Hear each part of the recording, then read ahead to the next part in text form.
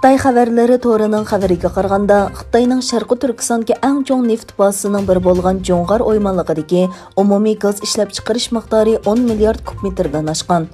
Dokladga asoslanganda bu yil 3-oyning 1-kuniga qadar tarim neftliqida 1 million 166 ming tonna neft va 5 milliard 700 million kub metr tabiiy gaz ishlab chiqarilganligi, o'xshash mezgildagiga solishtirganda 530 ming tonna neft va tabiiy gazning miqdori oshganligi ko'rsatildi. Xitoy doiralari bultur Sharqi Turkistondagi neftliqlarning neft va tabiiy gaz ishlab chiqarish qurilmasini kuchaytirish va 20 million tonnalik zamonaviy va g'oyat zo'r neft va tabiiy gaz barpo qilish strategik nishonini o'ttirg'a qo'yganligini e'lon qildi. Tangirtoq to'g'rining xabar qilishicha, bu yil tarim neftliqining uzluksiz va tez suratda ishini qo'lga keltirganligi, oldingi 2 oyda 23 yangi quduq ochganligi o'ttirg'a qo'yilgan. Kelar yili ishlab chiqarish miqdorini 51 million tonnaga yetkazish planlangan.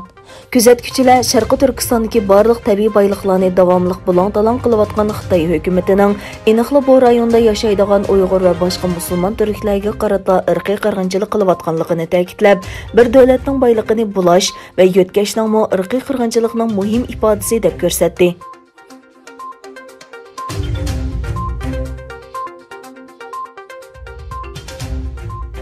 Türkiye Gelecek Partiyasi Xitoyning Sharqi Turkistondagi ziyonkashliklarini tashviq qilish uchun yangi faoliyat boshladi. Hukumatning zulmga qarshi sukut qilishiga qarata Gelecek Partiyasi Qaysari, Bingol, Batman, Eskishahar va Bayburt qatorliq joylarda imzo qo'yish faoliyatlarini boshladi va minglagan imzo to'pladi. Turkiyadagi o'qituvchi partiyalar va ommaviy tashkilotlar G'arb boshchiligida nurg'un davlat va xalqaro tashkilotlarning Xitoyning Sharqi Turkistondagi bostirishlarga inkos qaytarganligini, hatto ba'zilarining irqiy qirg'inchilik deb e'lon qilganligini, lekin hukumatning buningga sukut qilayotganligini tanqid qildi. Sharqi Turkistondagi fojia Birlashgan Davlatlar Tashkilotini o'z ichiga olgan nurg'un davlatlar tomonidan ayblangan bo'lsa-mu, hukumatning sukut qilishi siyosiy partiyalar va ommaviy tashkilotlarning noroziligini keltirib chiqaradi. Sharqi Turkistonni qo'llash uchun Turkiyaning 81 viloyatida imzo qo'yish faoliyati qanot yaydirganligini bildirgan Gelecek Partiyasi doiralari, Islom hamkorlik tashkiloti va boshqa xalqaro tashkilot va davlatlarni Xitoyning Sharqi Turkistondagi zulmini to'xtatish uchun harakat qilishga chaqirdi.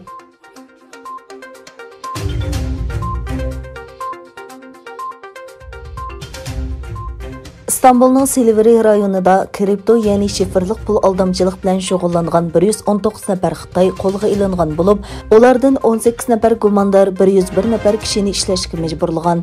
Egilenishicha, bu kishilar bir o'ltiraq rayonda 9 dachani ijaraga olgan bo'lib, Xitoyning kishilarni shifrlik pul maslahat mulozimati bilan ta'minlaydigan bir telefon chaqiriq markazi qurgan. Xabarlarda aytilishicha, oralarida kompyuter injeneri va programmachilar bor bo'lgan 101 Xitoy xodim 18 nafar gumondor tarafidan xizmat o'rni va'da qilinib Turkiyaga elib kelingan.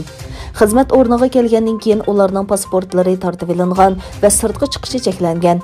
Ma'lum bo'lishicha, ularning orasida 2 kishi kechada yaqin atrofdagi soqchixonaga berib ma'lum qilgan. Ular so'roq jarayonida o'zlarining Turkiyaga sayohat visi bilan kirganligini aytgan.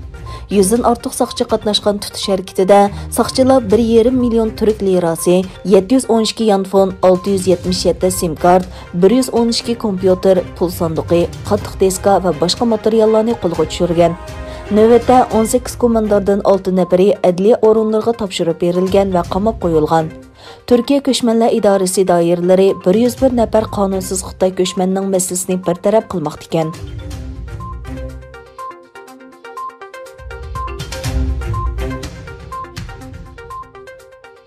Angliya Tashqi ishlar ministri Dominic Raab Xitoyning Hong Kongdagi asosiy huquq va erkinlikka hurmat qilishga chaqirdi va saylam tuzumining o'zgarishini Xitoy Angliya birlashma xitobnomasiga xiloflik qilganligini o'tirg'a qo'ydi.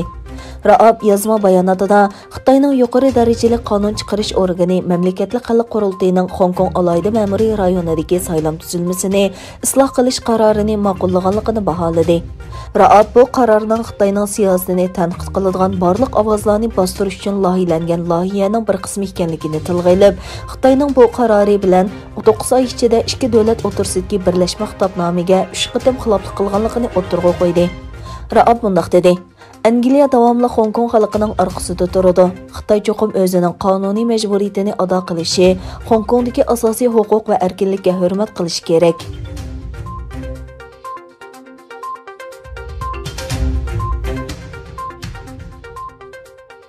Qozog'iston Davlat bexatarlik komiteti chegara mulozimat organiga tava bir aeroplan qo'nish jarayonida Olmaota aerodromiga yaqin joyga tushib ketgan.